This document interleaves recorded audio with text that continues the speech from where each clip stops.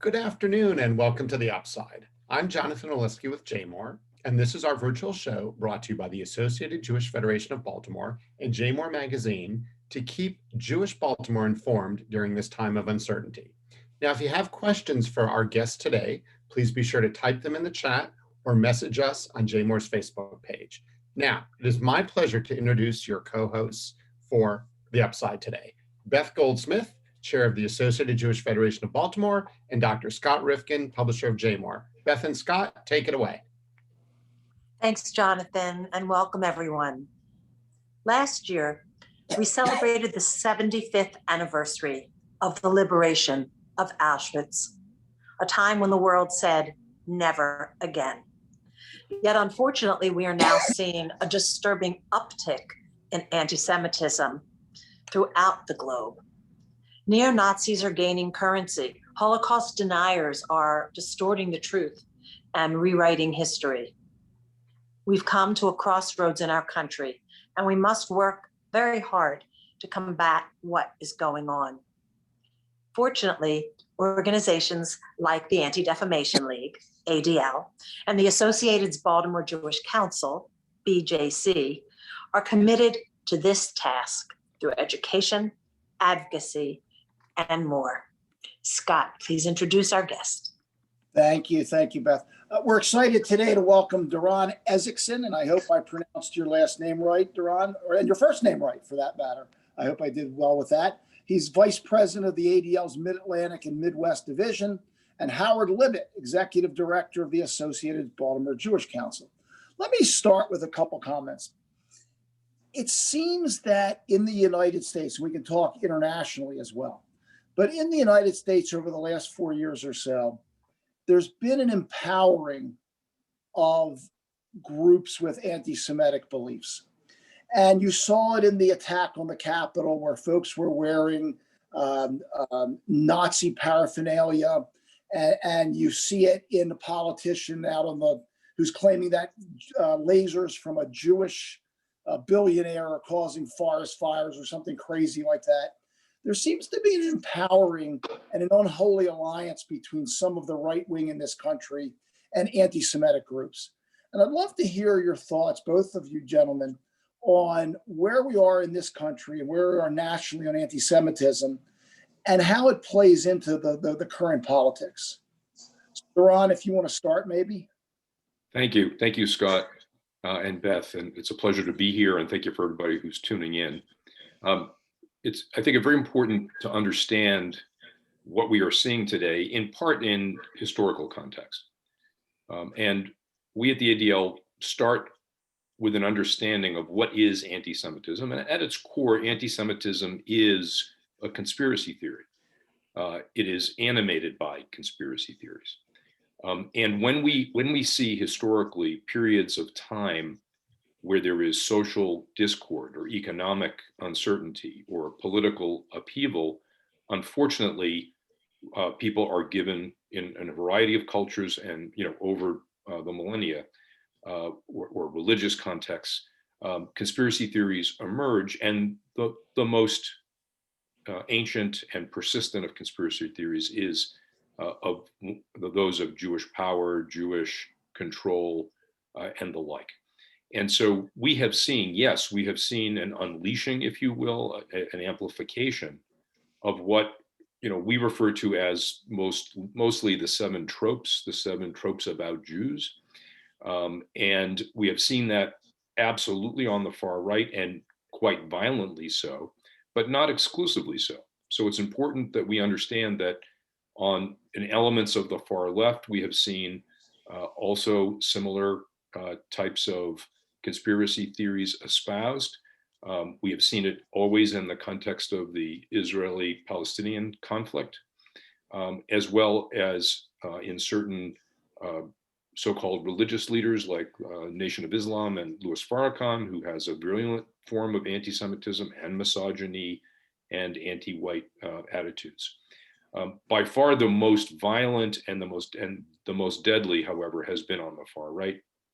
And the new tool that we have not yet come to grips with, is social media and the internet, which is a platform that allows all of this traditional hate and the conspirators themselves to find one another, to educate one another, and to plan. And we saw that in high relief on Capitol Hill, as you referenced, Scott. And quite frankly, I speak of this in terms of bookends to this particular chapter, from Charlottesville to Capitol Hill.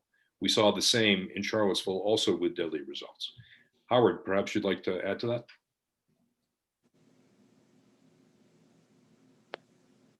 We don't hear Howard. Yeah, well, Howard's on mute, so I'm not sure if he can control that, or John, if you need to get involved.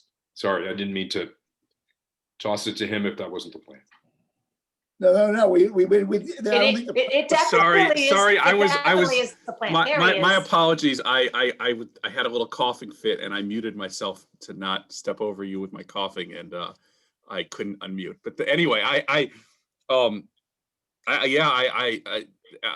everything Doron says is of course spot on. I guess I tend to think of it here in the Baltimore area and Maryland as kind of, we have the anti-Semitism we may see in people's communications, that we may see in conversations, in everyday, everything from graffiti, the kind of to what you hear or what you see in conversations, to then the real concerns about safety and the real concerns about the most extreme forms, which fortunately here we haven't experienced directly in the Baltimore community. The violence that we may have seen in Pittsburgh or in San Diego or New Jersey, or even the attacks we've seen in some of the Orthodox communities of New York, which is all driven by anti-Semitism.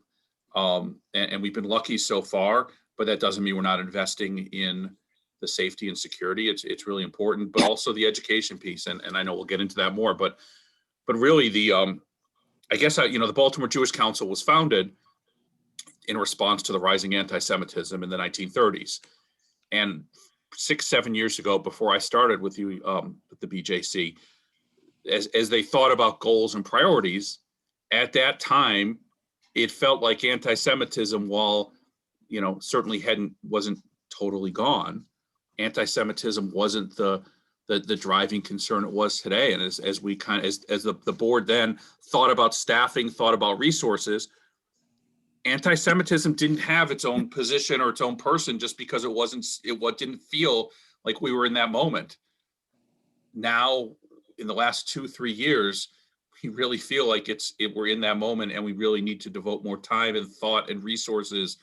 And we're lucky we have national partners like ADL to help call on, to help us.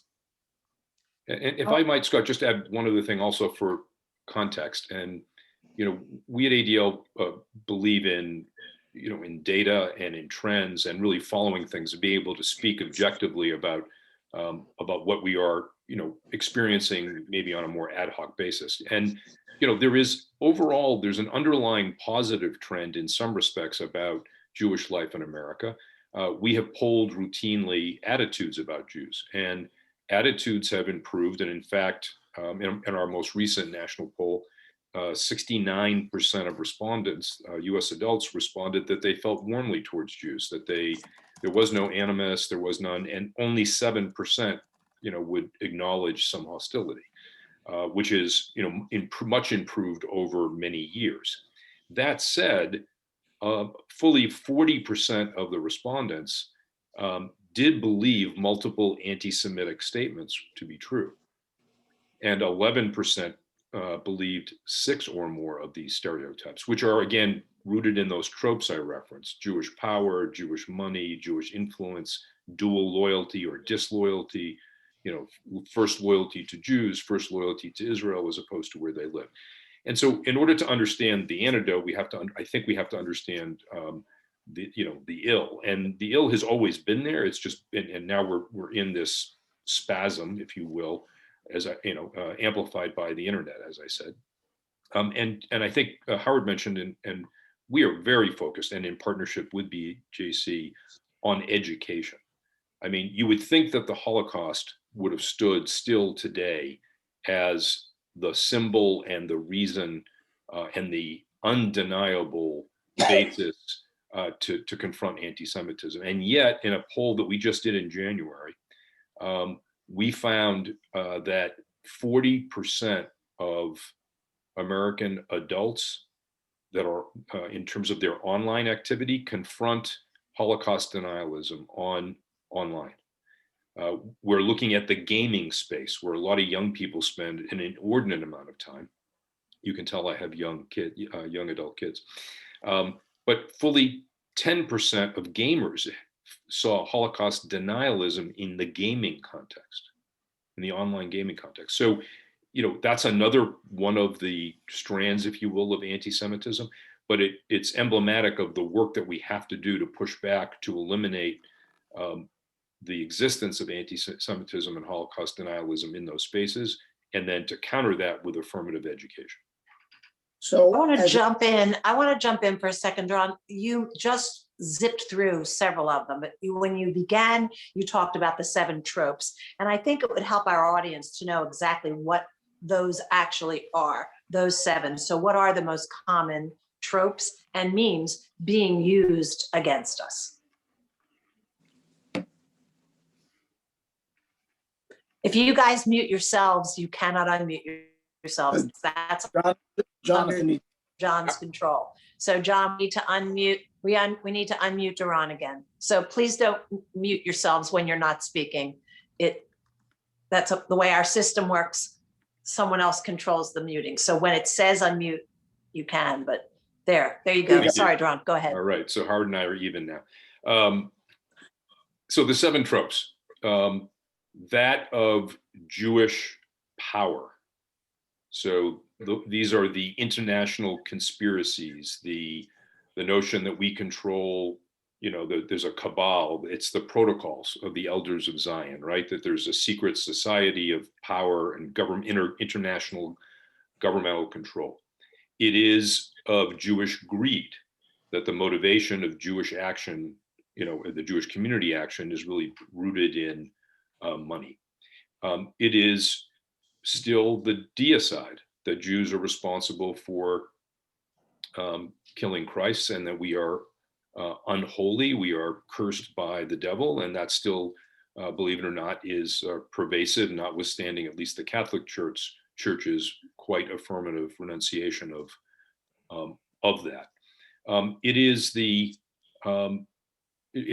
disgusting trope of Jewish violence against young children, and the idea of the Passover blood and for use in the matzah, which you see in much rhetoric in the context of Israel's actions against the Palestinians, but you also see it domestically here in the United States in something that's right down the street for me, which was Pizzagate, and the notion that there is this pedophile ring with a Jewish component to it hidden at this little pizza restaurant.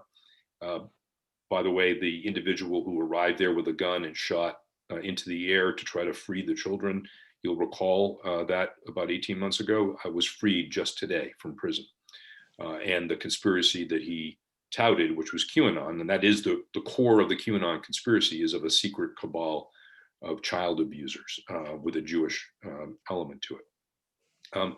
It is Holocaust denialism, which is really a more current manifestation, obviously, but that there is a big lie. And it is also about Israel, anti-Zionism, or Zionism as really being the assertion of Jewish power in an unjust way over masses of people and Jewish violence, and that the Jews are responsible here in the United States for advocating for war in aid of Israel, and so those are the core tropes, and underlying those are a series of statements about Jews that we test in these about Jewish loyalty, and who Jews really only care about themselves. They don't really belong to the communities in which they live. They think they're better than everyone. They're greedy, they're powerful, they control Hollywood, they control the media, they control big business. They started the COVID virus so that they could come up with a vaccine and profit from it, which has been a very strong current that we've seen recently. So let me ask a question. it's easy for me as an unrepentant liberal like I am to blame the former president and say, he really empowered these groups. And I can certainly give examples as anybody can. But is it really just the case of a politician riding a wave that they recognized? Or did the politicians really trigger this resurgence? What do you think? I'll hasten. I don't know if, look, I want to say, first of all, that ADL is not a bipartisan organization. We are a nonpartisan organization, right? We do not take positions in partisan politics, but we speak truth to power. And we have been very clear that President Trump took advantage of old hate and rising fear and utilized it in what we thought was an extremely irresponsible and ultimately deadly way. And so now that does not mean that the president or even the president's core advisors created this. As I said, this is something that's always existed. It's been animated and unleashed at different times in our history. If you talk to our Black brothers and sisters, African Americans, they feel this every day in one way or another. But there's no question that it was mobilized and given permission, or at least subtly, maybe not so subtly, amplified. And that is a huge problem. But if it were only about the president, when the president's gone, so would the problem be gone. And that is absolutely not the case. So let's move forward with that. I'm using the analogy of a genie in a bottle. So the genie's been released from the bottle, if you will. How do we put it back in? I know this is the work that you do, both our Jewish Council and at ADL. How do we get that, take back some control and put some of that hate away? I'll jump in a little bit. I mean, I think it's definitely challenging, but I think Doron mentioned a couple minutes ago, education. I mean, at the heart of it, I think putting the genie back in the bottle, if you can. I don't know that we can put the genie back in the bottle, but we can try and educate those who are persuadable. I mean, there are some who maybe are beyond where we can reach. But there's some people who are swept up in this, who if we engage with them, if we educate, if we, teach at an early age about the Holocaust, if we correct misimpressions when we hear them, if we're willing to speak up, I think we can make a difference. But I can't say that everyone is. I'm not sure that everyone can be brought back from over the edge of anti-Semitism. Yeah, I would agree with Howard and add maybe a couple of other elements. Number one, I do think we have to go back and ensure that our own community is educated about the history of anti-Semitism, the construct, and educated in a way not to hold it up as a sword against others, although we certainly do that when necessary, but more to have a vehicle for conversation when sometimes folks inadvertently reflect and act. Oh, we've lost Doron for a minute. Okay. In the absence of, can everybody hear me at this point? Beth, can you hear me? Good. Yes. I think Doron froze. Yeah, we lost Doron for a minute. There we go. Is he back? Nope, I guess not. Okay, so let's move on to another question, and then we'll come back to that when we get Doron back. I guess one of the questions I have is, folks that are anti-Semitic and folks that have concerns about Israel in various political matters. And how do we separate the two groups? Because there are people that are going to hate everything Israel does because they hate Jews. But there are other people that have concerns with Israel's this or that policy, and they're not necessarily anti-Semitic. So how do you address that? I think you raise a very, a real challenging part. I mean, legitimate criticism of Israel is fair, right? You can criticize the government of Israel. You can criticize actions of Israel, just like we criticize actions of the United States. And Israel, you go to Israel, Israelis are among the first in line to criticize actions of their government or things. And there's certainly the issue comes when that criticism becomes unfair in the sense of you're holding Israel to a standard where you wouldn't hold any other country, or you're using some of the tropes, classic anti-Semitic tropes, to describe Israel's actions.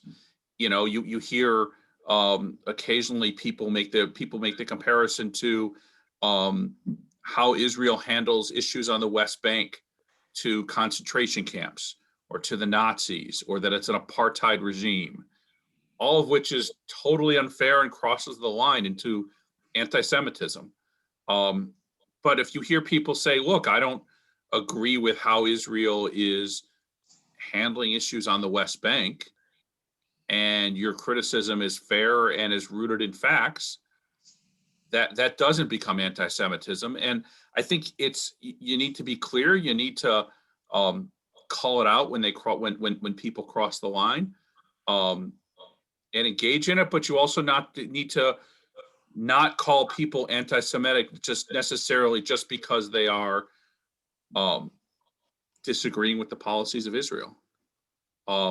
It's among the more complicated issues of anti-Semitism, and I get it, but I think there's a line you can draw and distinctions you can make. Howard, Yeah.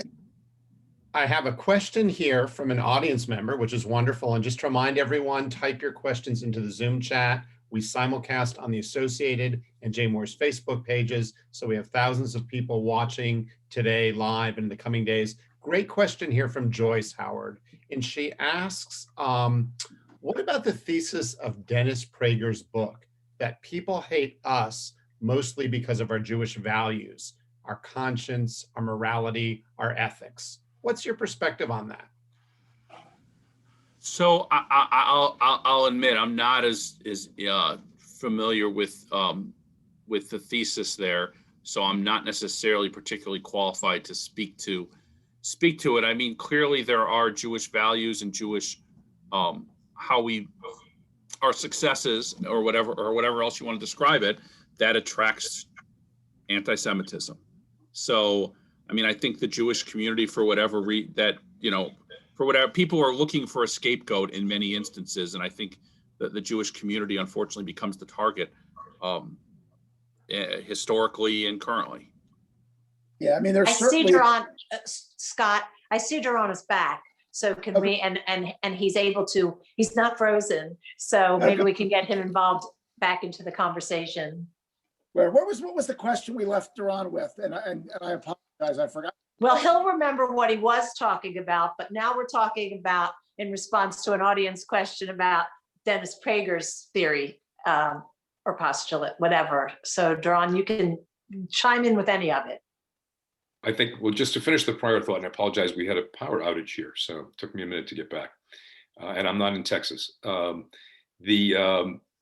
I think the understanding by the community and our obligation to educate the generations and our children about the history of anti-Semitism is something that unfortunately we can't afford to ignore, notwithstanding our relative good position in this country. It's something that we bear the burden of. And we at ADL believe that extends beyond just anti-Semitism in the Jewish community. We were founded back in 108 years ago, following the lynching of a Jewish businessman in Georgia, with a dual purpose. Clearly the priority to stop what was then called the defaming of the Jewish people in the United States, but also to secure justice and fair treatment to all. That's based in Hillel's teaching in Pirkei Avot that, if we're not for ourselves, who will be for us? Or if I'm not for myself, if I'm not for others, who am I? There's a moral standard, right? And if not now, when? This notion of action. So what's critical to understand here is that we must be subject matter experts on our own histories, and we must teach our children. But we also must remember that in a democracy, the power of this country is that in coalition, we are stronger.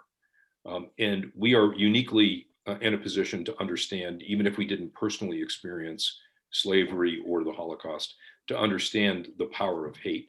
And so if we can speak and also take upon ourselves an understanding of the journey and the challenges of other minorities in America and act in coalition, and in those coalitions also educate them about our experience, there is a unique opportunity to really help make democracy everything that it should be and could be. And I fear that our education institutions have kind of taken democracy for granted. They took our society for granted, and we need to get back to the basic levels of teaching our children about hate, about civil rights, about civil society, about our democracy, about civics, the way many of us were educated when we were young.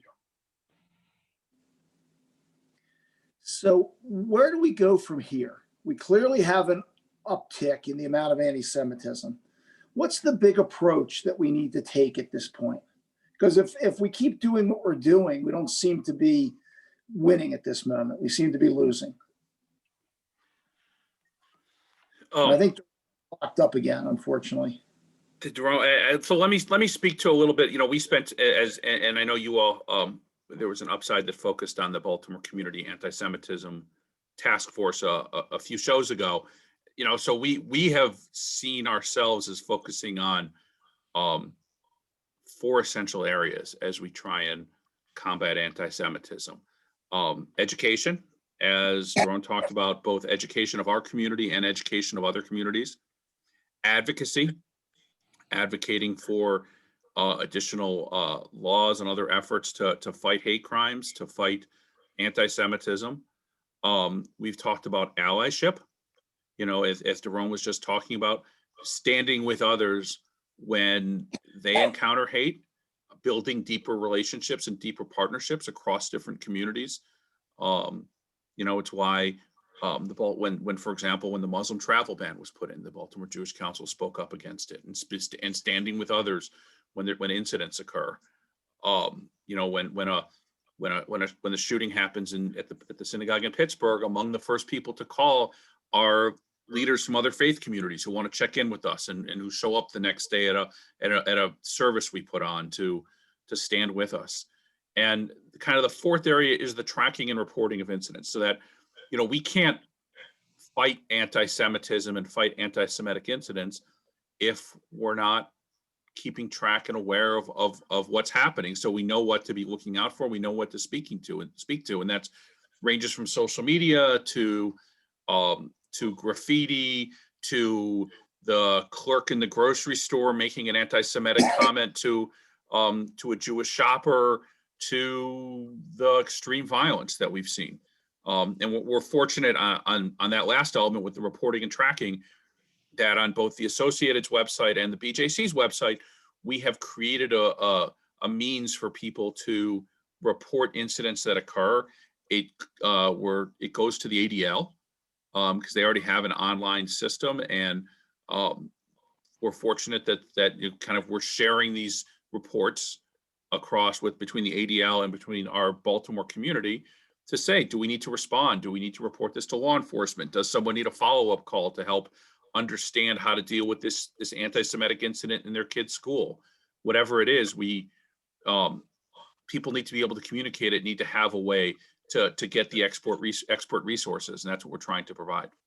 Howard, so I have a Facebook question here from Claire about a local incident. Perhaps you and Doron are aware of it, but Claire writes, at Hopkins, a TA bragged about grading Jewish and Zionist students differently. She goes on to say hundreds of people in the community contacted Hopkins. She says nothing's been done. Clearly, she's a frustrated advocate. Could you comment about this particular instance if you're aware of it? Sure. We've been working with Johns Hopkins administration about it. There were a number of students at the university who have filed complaints. There's a process that the university is following. They've been interviewing everybody, conducting an investigation. It takes a little bit of time, particularly in the pandemic, to get all the interviews with all the different students in that department who felt like they may have been discriminated against or may have been affected. My understanding is that a report's being written, and then it goes to the higher ups of the administration, who will then make a decision on what to do. I mean, as much as we might want Johns Hopkins, as soon as the social media posts were brought to their attention, as much as we might want the university to say, we're banning her from the university and throwing her out, she has due process too. There's a process they have to follow to go through this, because if they don't, it all gets reversed. And so we need to respect that, and be patient, but not let it stall. And so we're keeping up the quiet pressure and working with the university, because we also have to appreciate our relationship with the university. A couple of weeks later, they had an incident of swastikas being found on the Peabody campus, and the university reached out to Hillel, reached out to us to talk to us about it. They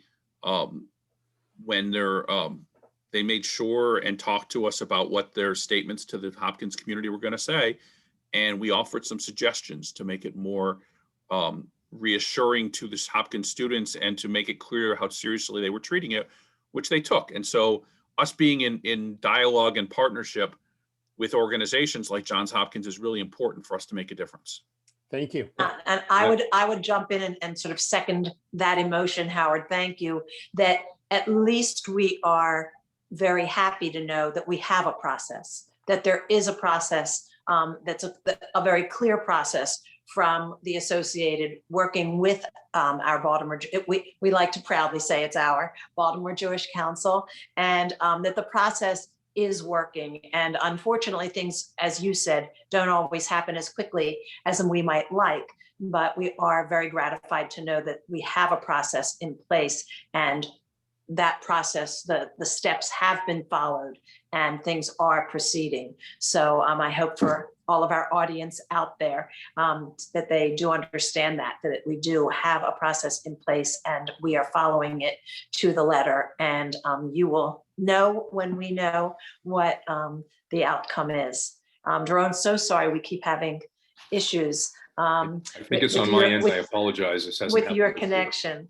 Yeah. Jump in with whatever you want to say at this moment. Yeah, I want to highlight, because I think it's really important for folks to know, that the Hopkins situation, which we also coordinated with Howard and his team and the local Hillel on, represents, I think, a great example of the wonderful partnership that under Howard's leadership, we have been able to have with your local community. Look, in the world of sort of the competition among organizations, the different philosophies, et cetera, oftentimes we look at how many the alphabet soup of organizations focused on issues. Our commitment at ADL is to work as closely as we possibly can with federations and with JCRCs around the country to partner with their knowledge of the community with our expertise about anti-Semitism and our expertise about how to embed in institutions sensitivity, education programs, and the like. And this is a great example of that partnership, as is the fact that you can report incidents for our anti-Semitic audit through the websites of the Associated and the JCRC. It doesn't sound like a lot, but it is actually a model for many, many other communities, and I recite it regularly. This is what we need. If we're going to fight off the amount of hate that exists out there, we need to figure out better ways and ways to maximize our limited resource by leveraging each other and working together. So I just want to thank the Associated and particularly Howard and the BJC for that ongoing cooperation, and we're fully committed to that partnership. And beyond reporting, what else can people do if they are faced in their own lives with such incidents? Well, we talk about sharing facts to the extent that it's safe to do so, or you're in an environment, and I referenced earlier being more knowledgeable about the roots of anti-Semitism, and we have materials for guided conversations on our website under what we call table talks. Oftentimes these are styled as conversations between parents and children, but they also apply to colleagues and to other family members or co-workers. But figuring out a way not a confrontational way, and never in the case where somebody might fear, for their safety, but try to engage in a knowledgeable way, understand where the person's attitude comes from. Secondly, it is to look around and to start insisting that our education institutions take the anti-bias, anti-Semitism work more seriously, that they actually commit to programs on an ongoing basis. We work very closely with Howard, through and the Holocaust Museum there on issues related to Holocaust education through our Echoes and Reflections program. Echoes and Reflections is a joint program of Yad Vashem in Jerusalem, the Shoah Foundation, and ADL, and we have free training and curriculum for teachers. Many schools in Baltimore have adopted trainings as we try to encourage Holocaust and genocide education. But we also have programs generically about creating what we call No Place for Hate. So we have a expanding school program for kids as young as kindergarten, first grade through high school that empowers them on a peer-to-peer basis to create a place and to commit to no hate in their halls, and creating a few activities, and we give them banners they hang alongside their athletic championships, and to try to make the fact that people don't get bullied and we don't have hate in the halls of a school a point of pride. And that is one of our fastest growing programs. We'd love to see more schools, public and private, in the Baltimore area adopt it. There's no ideology behind it. We're not pushing the particular view other than let's have conversations in schools, let's have activities that celebrate diversity, let's empower kids to talk to their peers, which we know from a pedagogical perspective is the most effective way to change culture in schools. And then when it comes to universities, these ad hoc one-offs are no longer ad hoc, in fact, in terms of expressions of hate. And every university has to have an approach. And we're advocating for freshman orientation, that part of the codes of conduct and what it is to be a citizen in a university or college campus involves not engaging in certain types of activities. And we have a program called Hate Uncycled, which really is a guide for administrators and professors on how to embed in the university a response mechanism and an education mechanism. So again, lots of tools available. If you have connections, if you see something happening, you can be empowered. Obviously, we want our legislators to hear as well. We have a lot of legislation pending, state and federal. And today it's easy to register over the internet your support for something. And we work on state advocacy with Howard regularly in terms of state-based bills, and continuing to elevate this idea that hate crimes are a special category of crime. Lastly, it's a controversial area right now, but we firmly believe, and I know Howard does as well, that law enforcement has a role in protecting civil rights. And we commit an enormous amount of resource to doing the hard work of educating law enforcement about the history of hate, about how hate unchecked can result in the Holocaust. We have a program with the Holocaust Memorial. Baltimore County Police have participated, where we bring cadets to the Holocaust Museum and examine what happens in a putative democracy when local police become complicit with a hate group, and what can happen, and reminding folks. And so we train FBI agents, we train local police, county, state police on the importance of recognizing and investigating hate crimes, which is a different type of thing, and they don't get it in the academy. And so there's education to be done there. It's fraught right now because of the treatment by so many individual law enforcement members and sometimes leadership of the African-American community. We have to call that out and look for solutions as a priority. There's no question.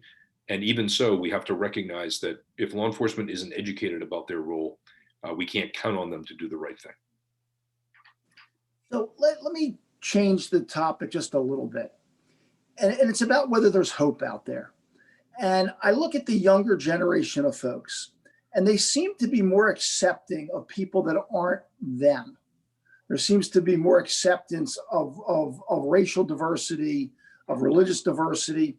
You do a lot of research, Doron. Are you seeing that? Do the younger generation seem to be coming around when it comes to the issues that surround hate? Excellent question, Scott. It's a little bit of tale of two cities, and we will see. On the one hand, absolutely, particularly if you look at it, for example, in the context of LGBTQ rights. So the members of the community who are different in their sexual preference or sexual identity. There's a very different construct among young people for the most part than among older folks in terms of what we've experienced and what we've come to understand. And to understand the violation of rights.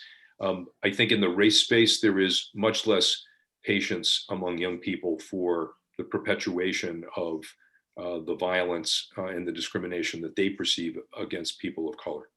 And so there is hope there. Now, some of that can get a little extreme also, and can, ironically, particularly with regard to the very far left among young people, they associate Israel with a colonialist power, and anybody who supports Israel is, that doesn't have a place in the domestic civil rights agenda. And that's illogical. It's not rooted in history, but it's real. But the other side of it is, unfortunately, there are so many young people who have drawn to the extremism of the far right, that occupy these spaces online, the gaming spaces, et cetera. And whether they're looking for it or not, they see the hate content. It's part of the reason why we organized, along with NAACP and Urban League and Color of Change and other organizations this past summer, a request for corporate advertising, stop advertising on Facebook for a month to send a message. And we had hoped for 100 or so companies to do so, and over 1,200 did. So, we're trying to mobilize and change the conversation about what is online, because what is online on the far right space is truly vile, and it's against all people of difference, if you will. And we've seen it activated into deadly violence. And unfortunately, we see it parroted among new members of Congress. We have down in North Carolina a 25-year-old young man who cites, without understanding, I believe, his trip to see Hitler's bunker, and uses QAnon conspiracy theories to explain things. And this is rooted in on the far right, and it's going to take a lot of work to get it out, but work that attempts to be dialogue with those who are willing to engage in dialogue. Yeah, it's scary the way that people believe these conspiracy theories as fact. That's scary stuff. And you mentioned the gentleman who just got out of jail, who was absolutely stunned and surprised when he marched into that place and found there was no basement full of pedophiles. In fact, the restaurant didn't have a basement. So it was really fascinating how much he just believed this craziness he was hearing online. So what else do we do? This has been a great conversation. You both are at the leadership of trying to address this problem. Do we ever get rid of it completely? Probably not. But what other great big steps do we need to take, or are we on the right path? Well, I would say we're on a path. I think we're on the right path, but I think we as a Jewish community need to commit to making sure we educate ourselves, that we educate our children. For example, the Associated the Inside Israel Forum are launching later in March this effort to, with Open Door Media, this national effort to better educate 11th and 12th graders about anti-Semitism and anti-Zionism, preparing them for what they may experience on college campuses. So steps like that, as well as, here in Maryland, we've persuaded the state superintendent to make Holocaust education a more rigorous part of the curriculum at the elementary, middle, and high school level, and at the middle school level, to teach that at the roots of the anti-Semitism that was kind of at the roots of the Holocaust, so that kids begin to understand that. I mean, so there's steps in progress. We have to keep it up. We can't get complacent. When I talked earlier about 7-8 years ago, we didn't see anti-Semitism as a pressing priority of the Baltimore Jewish community, because it felt like we had moved past it in some ways. It wasn't out there in the extreme levels like it is now.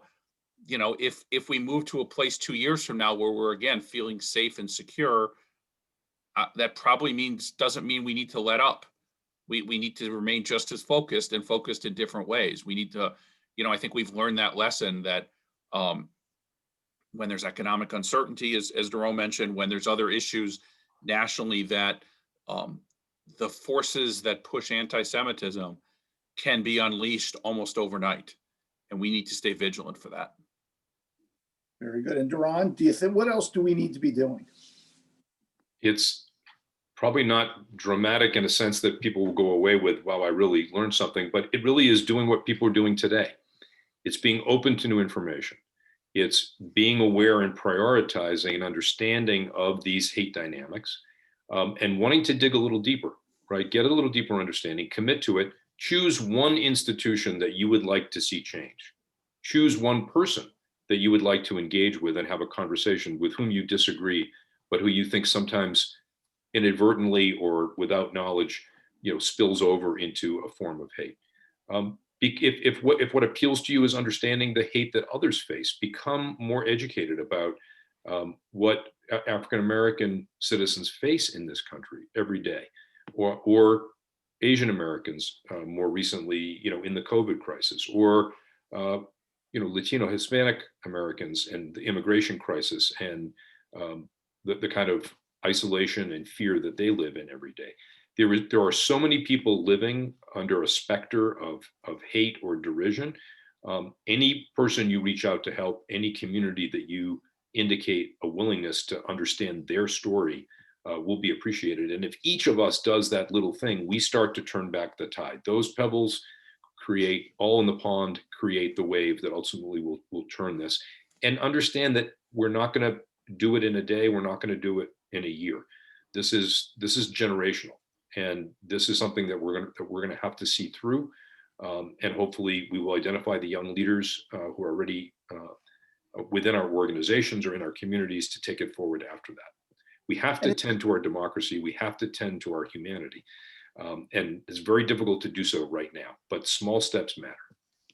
And it sounds to me, and you've made a couple comments to this effect, that it's incumbent on us as Jews to confront our own flaws as well, to understand what an African American is feeling every day, or an Asian, or somebody who's gay. Because if we understand how they're being discriminated against, it allows us to form the partnerships that attack all this. Is that a fair statement?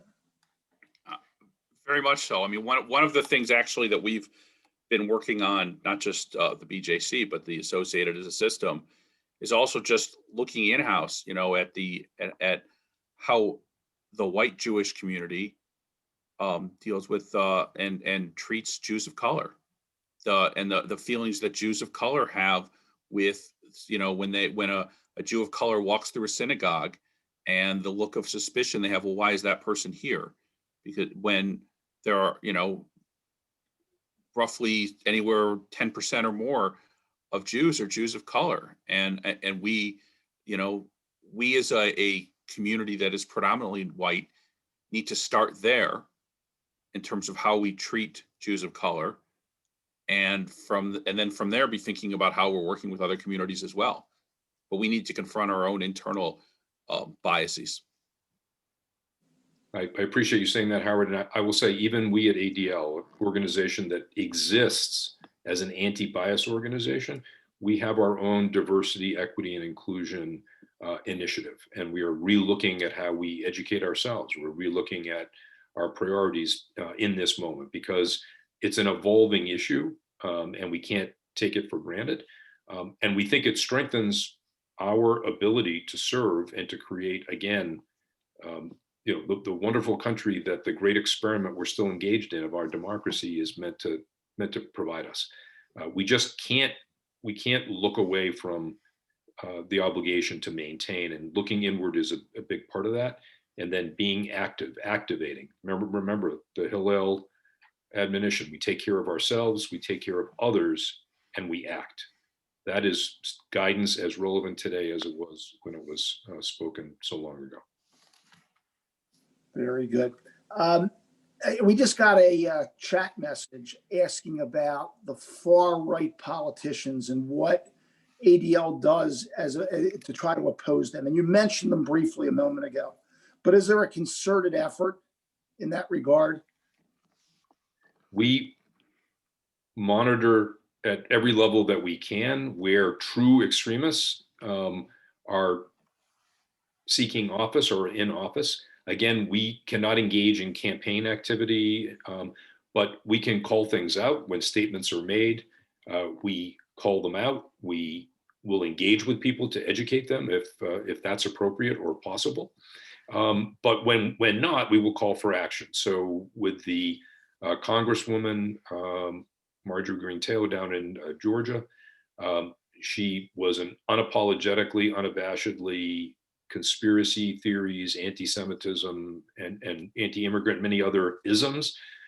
We finally, as we did with the previously with the Congressman King from Iowa, we wrote very strongly to the leadership in the House to strip her of her committee assignments, and not allow her to move forward in the committees. And that, in fact, was done. We weren't the only ones who called for it. But so yes, we do monitor it. If you see it on a local basis, if you see it at the school board or the school committee, if you see it on the council, and it's of concern, it is important for people to know about it. I grew up in an era where sometimes, and for some of you may have experienced this, the reaction of my grandparents were shah, yeah, don't say anything, don't make a big deal, you only elevate it. We can't afford that anymore. We have to call it out, and we will always be there, and jointly with the BJC where appropriate. Sometimes it's easier for us to speak in those situations than more local organizations, but we will always speak out where appropriate. And sometimes it's a letter that doesn't see the light of day to engage in a conversation, and sometimes it's something more dramatic. And so please keep us informed if you see those kind of things. And you mentioned democracy, and it's really interesting you mentioned that, and strengthening the democracy. And it strikes me that we often don't realize that it's not government that protects us. It's not politicians that protect us.